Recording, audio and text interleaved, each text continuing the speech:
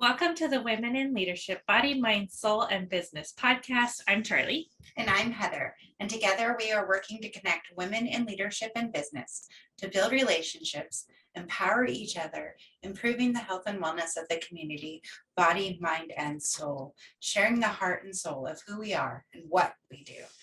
Today's guest has embraced the most difficult life transition as her passion, helping guide families through a loss in a very tender and meaningful way. She helps navigate the rough waters so those holding on can venture the path and not be alone on their journey. Please welcome back to the table, Tari Dexter of American Cremation and Casket Alliance. Welcome, Tari. Thank you for coming back to the table with us. Thank you for the invite. I think this is so important. Thank you. So when we were planning out our topics for the week, we were writing in the calendar Abhinivesa, fear of death. And I was like, oh, Tari needs to come talk to us this week because she is our gal to speak about that subject. So take a minute, Tari, tell us, just revisit what your business is about and what you're about, and then we'll just naturally flow into today's topic. So. Thank you for the opportunity. My name is Tari Dexter.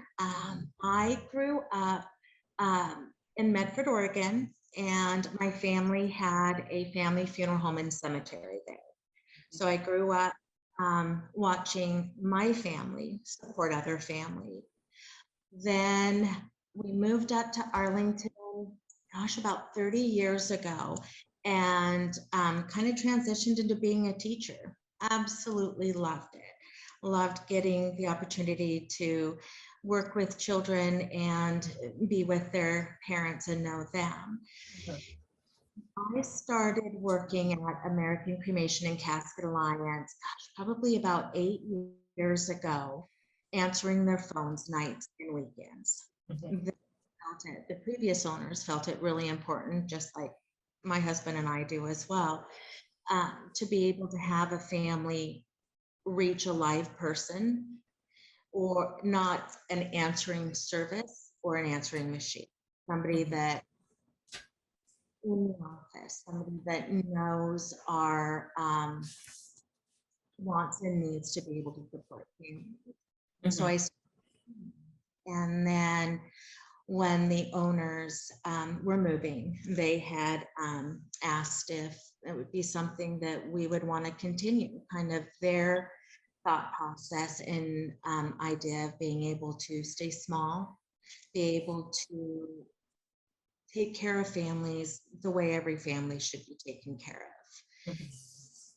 So in 2018, we purchased American Cremation and Casket Alliance, and still fulfilling kind of what my family has done. My uncle has 3 funeral homes in the Olympia area, and so my uncle's cousins, parents, grandparents, all have the opportunity and had the opportunity to support families.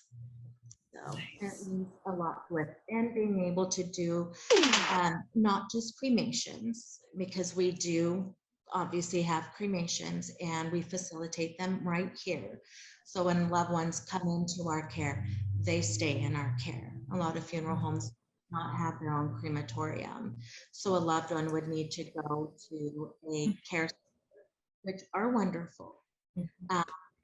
Funeral homes will just get an urn back. It was important to us to be able to have a family member come into our care by us and stay in our care, and be able to offer, if somebody wanted to bring in the favorite Seahawks hat, animal, or anything like that, that we can place that with the loved one and be able to bring an urn home to a family that maybe could not bear to come to an office and pick up an urn, or for a senior that maybe doesn't drive. So be able to go the extra mile, and also help facilitate burials at a minimal cost compared to what most burials and cremations are. That's amazing. I love how you just really walk people through the process. And if they feel like, even the smallest thing needs to be buried or cremated with their loved one, that you're able to facilitate that. And then you also work with a couple local glassmakers, and We they do do. memorial glass projects. We do. There's two in the local Stanwood area. So there's Glass Quest and Starry Night Glass Art. Mhm. And they're wonderful. We can take a small amount out and then document. I love the animals, by the way. We use Yeah. a small amount here, and usually one or the other glass company would come and pick that up. So it's already taken care of. And then we chose not to have the families go through us and pick out what they want through us. A lot of funeral homes do, and I think that that is great. But the price is marked up. Mhm. And I felt it was important to be able to have families go and speak to the artists, Mhm. get an idea of what best represents, if it be color, shape, whatever the families needed to be able to meet with the artist, being able to bring a picture of the loved one. Mhm. And that to me was more important than having them go through us to just buy a standard globe. Right. And I think that's so special, because I don't know about you guys, but I know that when I die, I don't want to be buried. I want to be cremated, and I want to be turned into something. Whether my ashes are buried with a tree, I want to be a tree. Yeah. right? Or Yeah. whatever, turned into a glass orb, I think or that's really whatever the cool, too. case may be. I like that too, because then it's like easier, like maybe you just want some pendants made, Mhm. glass pendant, like I really like the little urn necklaces, like you can carry someone with you. Mhm. That those are really cool ways to remember somebody. And I think that through the last couple of years, I think that we've had a hard time getting together to mourn. Mhm. And it's more important now than ever to talk about that and Mhm. have those conversations. Mhm. Know what different options there are. I Mhm. mean, to do like some of the glass art is just a small amount. And so to know if your loved one wants to have a tree, Mhm. remains placed around the tree, or out in the water, or, our ferry system, if you give them a notice, they will stop the ferry at a certain point, let the family go, and, over the side. Burial And at sea. Mhm.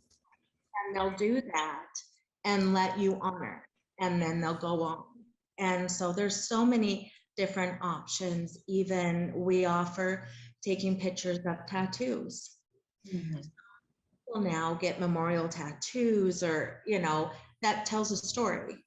Mhm. It parts in your life. And so to be able to have pictures of a loved one's tattoo in case you want to get the same, or if it be hair clippings, even for glass art. A lot of people don't realize that if somebody is getting buried, you can use hair clippings for the glass art, because your hair, once it hits the of the glass, it turns into ash. Mhm. So even if somebody is being buried, per se, compared to cremation, they can use the hair to be able to do the glass art with. Yeah. I That's think that beautiful. is a really beautiful way for people to have that loved one with them in a way that is meaningful to them, that's, you know, even so easy to carry as where they can make like a little pendant that you wear on a rope or chain around your neck, you know, and you just have that person close to your heart, like literally. And it's just so, so cool and so beautiful and unique. And I thoroughly appreciate that it's like that's an offering that you do, but also that that's kind of becoming a thing. Like people are realizing that there's more to the death process. You know, you have more options available to you than just burial or cremation. Absolutely. And I think this is going to sound odd that I am comparing the two right now. It's sort of reminds me of weddings. Mhm. You know, back in the day, they were at churches and you would walk down the aisle, dun, dun, dun, dun, dun, Mhm. dun. Now, weddings can be in the backyard. Weddings can be anywhere. You choose the music. You choose all of these things because it represents the couple. Mhm. And it honors the couple in their personality, in their love. And that goes hand in hand now with funerals, if they choose to have one, celebrations of life.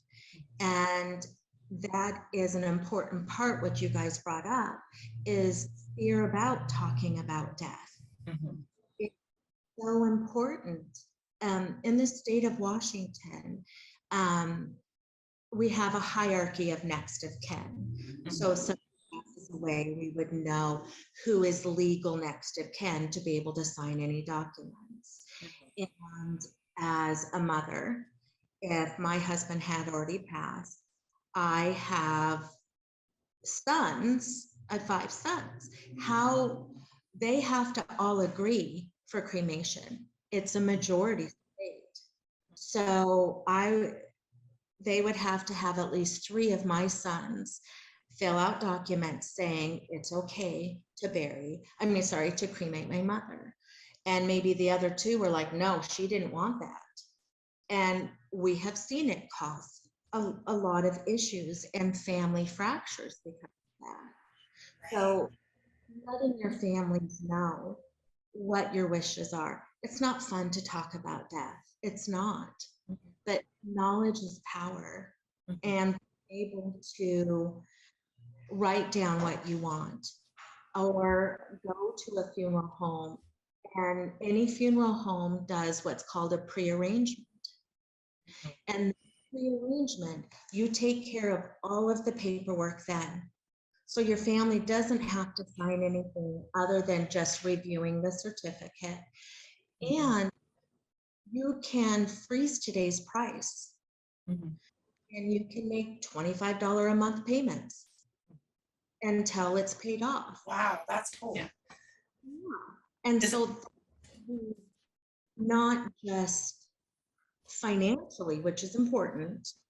And so like for us, if we do it for a burial or for cremation, we guarantee all of our services for today's price, even if past 25 years. One thing that would go up is if somebody wanted to put money in, say, for 3 death certificates. Right now, they're $25 each. If those went up, that's considered a cash advance, just like an urn or anything like that. We can't control that. So the family see the difference of however much the certificates went up. But emotionally, you are in a fog when a loved one passes, even if it's from a sickness or an illness. Yeah. You don't know like which one is going to hit you. Like, because sometimes when someone passes, you don't even realize the impact it had on you at first. Like, you have to give yourself that chance. And so it's going to, impact you at different intervals. I mean, the grief process isn't a linear line, and you have to navigate that while you're navigating the rest of life and trying to make all these preparations. So isn't it such a gift to be able to handle all the details of your, human existence before My grandpa before you need sat to? me down. I must have been 15. He sat me down and he says, Heather Marie, because that's how he said, Heather Marie. I'm like, yes, I'm listening. Okay, what's up, Grandpa? He's like, so there's a card in my wallet. Everything is taken care of. You just call this number. Poof. He's like, I've got it done. And I'm like, that's awesome. Like, I know that they have taken care of it. And I know that that's a gift to the whole family that they made those choices, because it's going to be crazy. Like the family rifts we already have, like I can just, the horror stories play in my head, like of what's going to happen. Right. Yeah. Yep. So I'm glad it's already decided. Yeah, we had some really interesting things happen in my family when my grandmother passed. So being able to have all that stuff taken care of beforehand, I think is really, really, really important. And the information that's needed on the death certificate, it's so hard mentally and emotionally to come up with answers. That doesn't mean you don't know them, but at that moment to be able to recall them. So say my kids would be like, okay, it'll ask for my dad's full name, first, middle, and last, my mom's first, middle, and her maiden name, my level of education, and what was my job. And it can be any job. And I guide families. This is just a very small snippet of someone's life. What was their favorite thing that they did, to represent them? A lot of it's used for ancestral purposes. And so this is what ancestors are going to see about you. Make sure you get it right. And when we're in mourning, it comes in waves. And for the first few months, you're in what's called the fog, and it is a medical condition.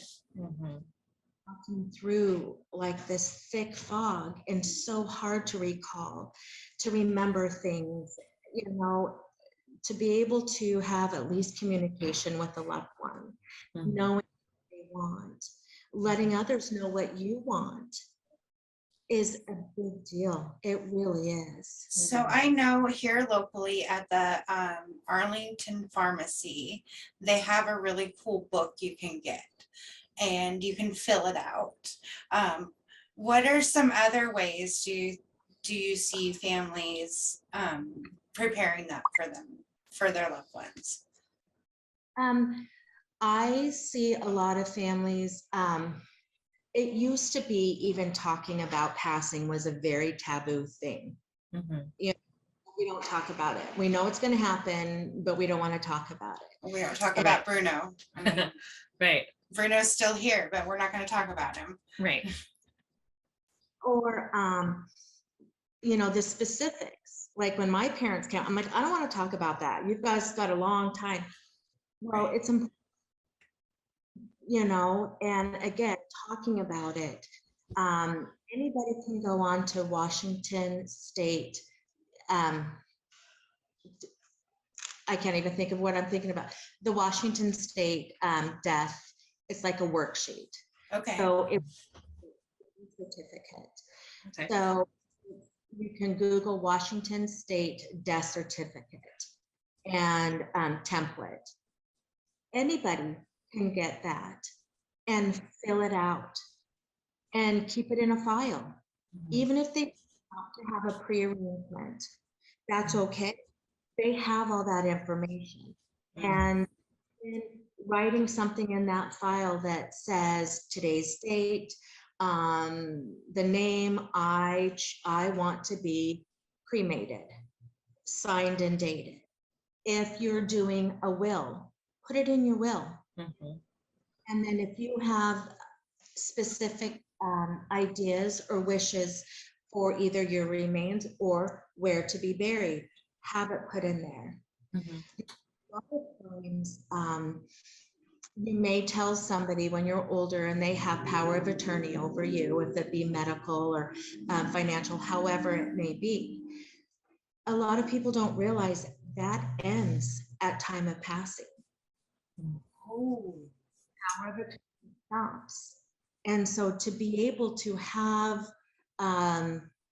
anywhere written down, especially legally, even in the power of attorney, if it states in there that their wishes are to be cremated and to be spread, or whatever their wishes are, burial and what casket even, we have to follow those. No matter, even if family members said no, no, no, we have to follow the wishes of the loved one if they're written down. So if we write it down and we put it in the specific file and we say to our kids, hey, if something happens, this is that file you don't want to talk about. I have a file. It's called In Case of Death. In case of death. In case of death. It has our life insurance information in it. It has copies of our marriage certificate. It has copies of our birth certificates. It has copies of our DD-214s, all of it. Yeah. And with the birth certificate, that would have your parents' names on there and your mother's maiden name on there. So it would have all the information in one spot. All in one spot. There's a copy when of all my I get vital stressed records. out, I can't even remember my address. I know that I had to call 911 for my son. He fell and he ended up breaking his leg. But it was so stressful in that moment that I had to get the neighbor to give the address to our apartments. I was just like, so I'm thinking about that, and like when you're in a moment, that's where you're at, right? Like my brain's not going to work. Like, right. It's not. I mean, so even though it's really scary, and we're talking about fear of death this week, it's super important to A, talk about it, B, plan for it. We're all going to die eventually. There's many beliefs about what happens after death and things like that. But make sure you have your ducks in a row. You can plan for it in your way. Like it can be anything you choose. It doesn't have to be some pre-decided. We do a lot of talking about not being in the box, right? So what does your box actually look like? Like make your own box, decorate it however you want. Exactly what I was going to say, because yes, you want to talk about it, you want to let people know, but then you have to figure that out for yourself too. Yeah. What do you want? I would love to be scattered around a tree and think of growing tall and having the squirrels run around and birds' nests and all of that. Families say separating the remains is not okay. Some people, so being able to know what you want. And I love those that think outside the box, especially when it comes to an urn. If somebody wants, it doesn't have to be this stereotypical vessel that we think of when it's an urn. Look around your home. What represents a loved one? What do you think? We have used cookie jars. We have used beer steins. We have used the big flags. We use a chainsaw. The different things. That's rad. Yeah, that would be my uncle, the chainsaw guy. Right? I totally I was like, I have an extended family member. I'm like, oh, that would be perfect for him. Like, yeah, it represents him. That's cool. Like the gentleman for the chainsaw. His father is a logger, and he could not find the right urn. And he could look around. He came the next day and fought down this beaten up chainsaw, the same chainsaw his dad taught him on. And it had for years. And we used the gas tank as, and it was probably about a week later or close to that, that we heard back saying, I can look at it up on my mantle and smile because it brings back the memories. Isn't that magical? We have a gentleman on Camino. He makes caskets, and he would let a family come and assist in making the casket. There's so many different. I think the hardest thing is deciding what best represents you. Once you need to let people know. And if you're not sure, ask the loved ones around you. Like, when you think of me, what is it that you think of? So my my husband's grandma, when we see hummingbirds, we think of her. And so, you know, I got her a hummingbird birthday card for her birthday. You know, maybe after she passes, we use a hummingbird feeder or something like that for her urn. You know, there's a million different options, and I think it's so cool that we are embracing these outside of the box ideas. Like, when she it could comes be to death and blown burial. into a hummingbird feeder. That would be even cooler. Right. So Right. she could be the hummingbird feeder. That would be so cool. Now I'm gonna cry. Right. We kept the tissues handy just We in did. case today. Right. But I think it's everything we're talking about. It's facing that fear of death in a positive and meaningful way. It doesn't have to be scary. Parts of it can be scary. Going through the process of planning your own death can be very scary and very triggering. And of course, we always invite our listeners to, if you need help, reach out. Absolutely. We'll help you find some resources, or, you know, if you need help planning this, you know, reach out to Tari. She's there. She will help you out. Athena would like to help you too. She's like down here breathing and be going, yeah, she's I going, want to yes, help too. I agree. Yes, get some help. Yeah. 214. Yeah. It is our honor to be able to honor our veterans. And a lot of our veterans don't have copies of their DD-214s. And it can take, even on a rushed request, it can take up to 2 months. We want to be able to honor giving a flag, a folded flag, or to be able to, even if a celebration of life is in somebody's backyard, to be able to call the honor guard, set that up, to and fold the flag. Yes. Or to set up either burial or casket or urn at Tahoma National Cemetery. Any of that without a DD-214. Now we offer a retire a flag program to every honorable discharge veteran, and a lot of veterans will put this in their pre-arrangement. We collect retired flags that are no longer being used, and we either ask the family or the veteran if doing a pre-arrangement. The moment they come into our care, even as we're either at the home, at the hospital care center, if we know they're a veteran, a flag immediately goes honor. And then for cremation, family or the veteran has the opportunity to say yes or no to a retired flag. So we drape the loved one the minute they come into our care with the retired flag. Mind you, a flag that is no longer deemed fit to fly. And that flag stays with them through the whole cremation process. So our retired veteran is being retired under the flag that they stood so strong for.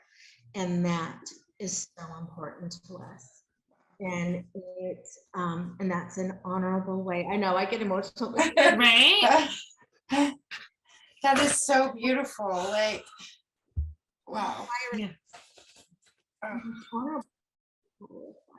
Yeah. And we've been able to get permission to incorporate those two together. And so a family can pick a retired flag that we have here, and we drape our loved one with that.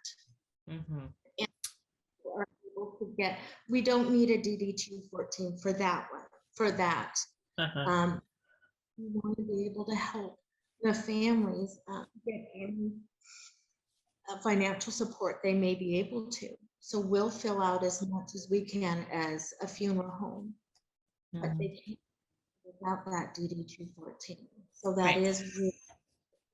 So for any of you veterans listening, go get a copy of your DD 214 and make like 50 copies of it, because that information, A, never changes, and B, put those copies in like 27 different places. So you have a couple here, a couple there, a couple there, because you will Forever will be need them. surprised how often you need them, A, and B, what kind of things you need them for. Like, I have had to use my DD 214 as documentation when I've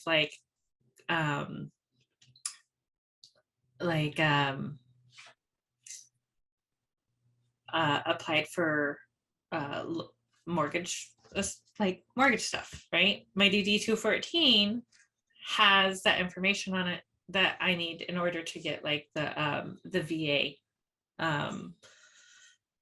thing. Anytime you're asking or talking about the fact that you're a veteran Yeah. and you veterans need to loans. document it, that's where you're going to get the information for Yeah, it. pretty much. So it's going to come all the time.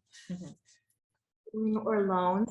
And if like the local legions members can be part of the legion and get scholarships, if their father was in the military or mother in the military, to be able to have that, and it's something to be proud of.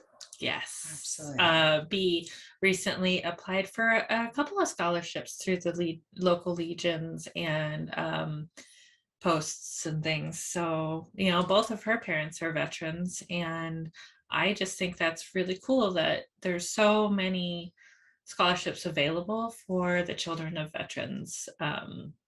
And I mean, more so than there actually is for the veterans. It's kind of funny. Like, you know, but we get our GI Bill, right? I used mine, my husband used his, and you know, we both have our bachelor's degrees and things like that. And we wouldn't have that education had it not been our time in the military. But that's beside the point. I just have Are the having country song stuck in my head now. That's something to be proud of. Yeah, I got you know, Some Gay Ball playing in my Oh, head, nice. right? And some gave all, right? Mhm. I can go on and on. We really appreciate you, Tari.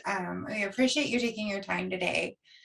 I know you're very busy, and then you took extra time off, and so I'm sure you're just swamped, and you stopped to have this conversation so we can share it with our community, and I really appreciate you. Much. For even knowing that that is something that's important. That's part, and communicating and talking. And I thank you. It's so important.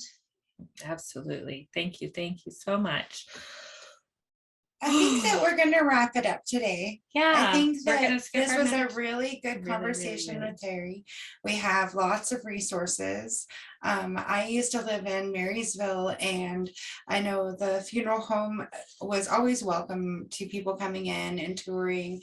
And I remember they had this really cool Halloween thing that they would do every year. And when they first started, they would let you tour and kind of see some old embalming stuff. I thought it was really cool.